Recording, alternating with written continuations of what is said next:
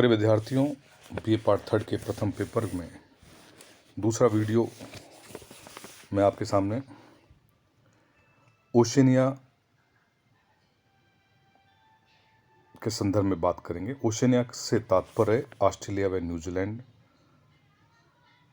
महाद्वीप के दो देश ऑस्ट्रेलिया और न्यूजीलैंड से संदर्भित हैं। प्रशांत महासागर में बिखरे हुए बहुत से छोटे छोटे द्वीप भी हैं जो भी हम इसी में ही सम्मिलित करते हैं, जैसे हम मेलिनेशियन, माइक्रोनेशियन, पॉलिनेशियन, ये सब जो आइलैंड्स हैं, ये सारे आइलैंड्स हमारे इसी ही ओशनिया में ही सम्मिलित किए जाते हैं।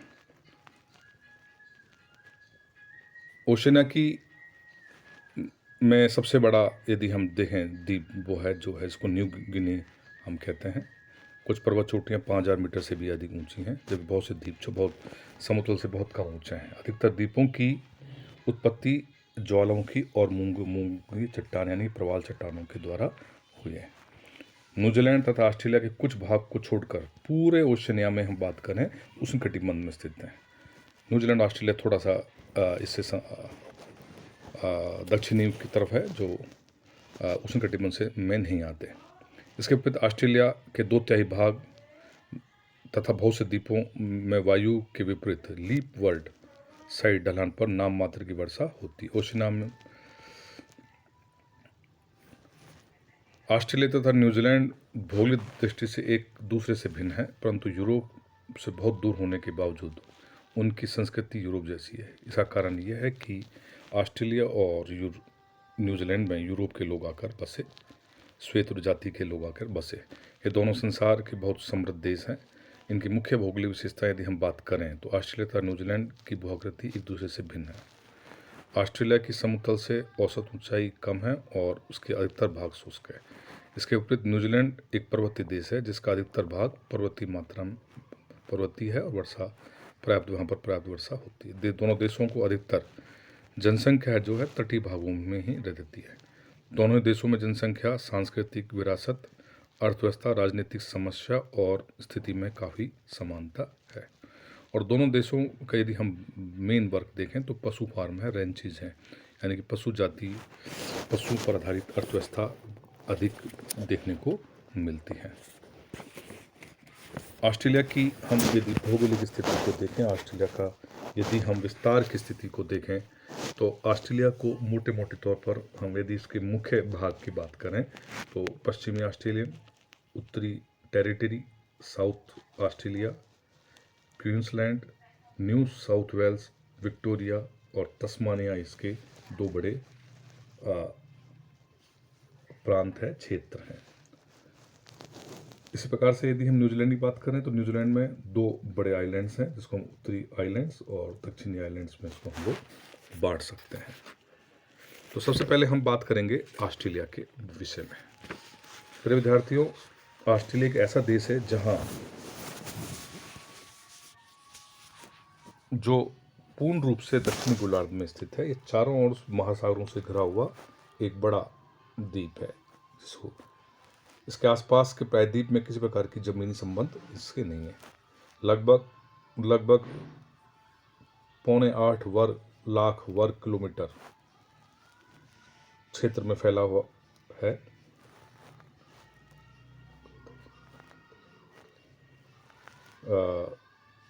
लगभग 77,41,220 वर्ग किलोमीटर में, मैं इसको थोड़ा शुद्ध कर दूं आपको। ऑस्ट्रेलिया की जनसंख्या विश्व में क्षेत्र के आधार पर बहुत कम है। प्रशांत महासागर तथा महासागर घिरे आलेख से बहुत सारे द्वीप हैं, सागर हैं, जैसे अरुफरा सागर है, कोरल सागर है, तस्मान सागर है, ग्रेट ऑस्ट्रेलियन बाइट है, हिंद महासागर तथा तिमोर सागर, इन सागरों से ये घिरा हुआ है। ऑस्ट्रेलियन शब्द की यदि हम उत्पत्ति की बात करें तो ऑस्ट्रल शब्द से हुआ, जिसका अर्थ है दक्षिण। ऑस्ट्रल मीन्स दक्षिण, यानी कि दक्षिण में दक्षिण का प्रांत, दक्षिण का क्षेत्र।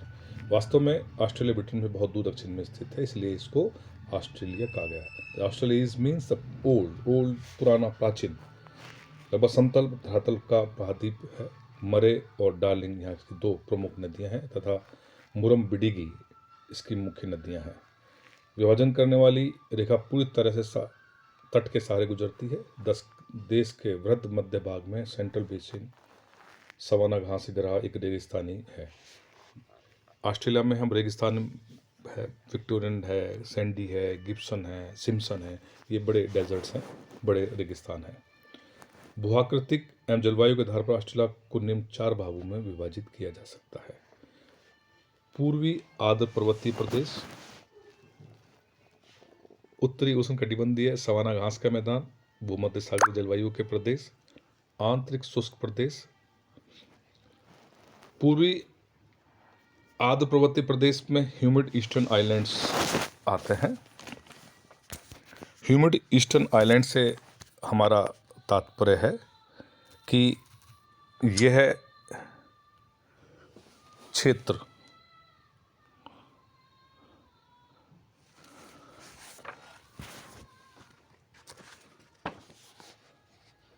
ऑस्ट्रेलिया के पूर्वी तट पर एक कर्क रेखा के दक्षिणी तस्मानिया तक आर्द्र जलवायु के मध्य फैला हुआ है।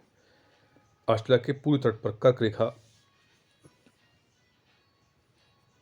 को मैं शुद्ध कर दूं, कर्क रेखा नहीं होकर मकर रेखा से दक्षिण तस्मानिया तक आर्द्र जलवायु पर्वतीय प्रदेश में फैला हुआ है। इस प्रदेश सबसे ऊंची चोटी कोसिस्को है, जिसकी ऊंचाई समुद्र तल से 2228 मीटर ऊंची है। इस प्रदेश की जलवायु बहुत आर्द्र है। विद्यार्थियों, अभी मैंने बोला था कर्क रेखा और मकर रेखा, ये आप समझ सकोगे। कर्क रेखा उत्तरी गोलार्ध में 23.5 डिग्री से गुजरती है और ये दक्षिणी गोलार्ध में 23.5 से गुजरती है। उत्तरी उष्णकटिबंधीय सवाना घास के मैदान उत्तरी ऑस्ट्रेलिया के साधारणतः वर्षा कम होती है। इस भाग में थोड़ी बहुत कम वर्षा होने से एक शुष्क घास उगती है। यहाँ वर्षा के मौसम को दी वेट कहते हैं। इस प्रदेश के तटीय भागों में प्राय दिसंबर जनवरी के महीने में विली विली तूफान आकर भारी नुकसान। विली विली उष्णकटिबंधीय चक्रवातों की श्रेणी में, जैसे चाइना में हमने टाइफून पढ़ा, तो यहाँ पर जो आता है उसे हम बोलते हैं विली विली।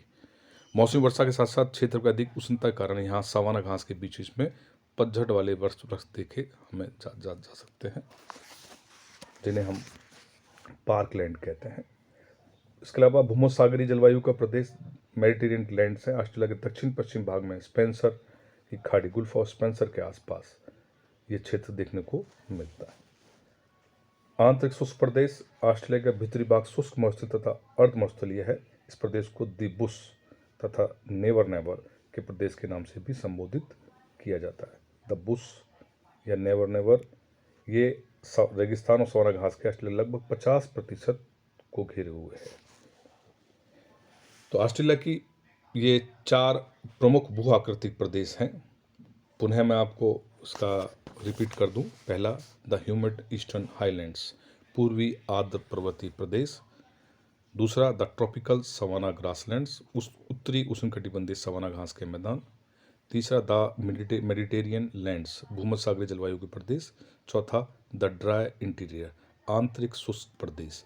तो 4 मुख्य प्रदेशों में हमने इसको विभक्त किया और इसमें ऑस्ट्रेलिया की वास्तु स्थिति के विषय में हमको ये पता पड़ा। मैंने पुनः आपके सामने बता रहा हूँ कि ऑस्ट्रेलिया पूर्णतः दक्षिणी गोलार्ध में पाया जाता है और इसकी आंतरिक भाग शुष्क सवाना और रेगिस्तानी क्षेत्रों में है। इसका जनसंख्या अधिकतर कोस्टल एरिया में पाई जाती है। तो आज की वीडियो में इतना। अगले वीडियो में हम ऑस्ट्रेलिया के दूसरे विषय पर चर्चा करेंगे। धन्यवाद।